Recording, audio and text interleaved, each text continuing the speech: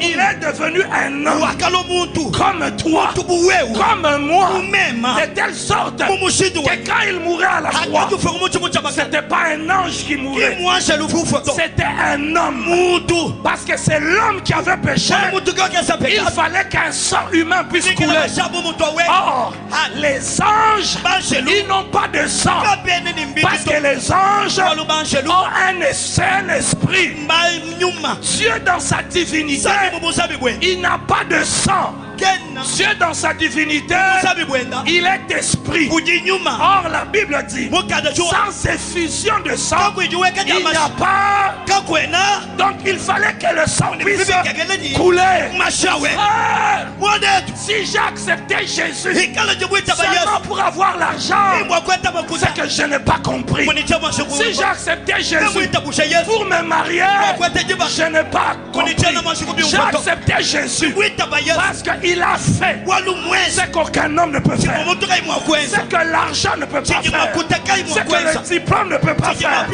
Il est mort à la croix et il m'a sauvé. Car Dieu a tant aimé le monde qu'il a donné son fils unique afin que quiconque la parole a été faite chair.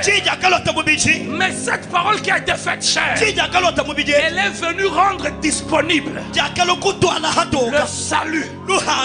La parole qui a été faite chair est venue briser la séparation qui était entre l'homme et Dieu.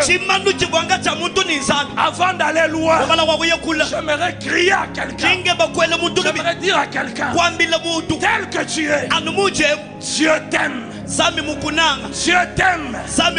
Dieu ne t'aime pas parce que tu es venu ici.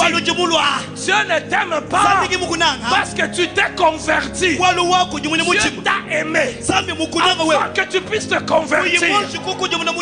Il a pris la chair humaine parce qu'il nous aime. Quand je pense à cela, rien ne peut me faire douter de Dieu. Peu importe ce par quoi je peux passer, peu importe la difficulté par laquelle je peux passer, je ne sers pas Dieu pour qu'il puisse m'aimer. Il m'a déjà aimé. Je ne donne pas l'argent à Dieu pour qu'il puisse m'aimer. Il m'a déjà aimé.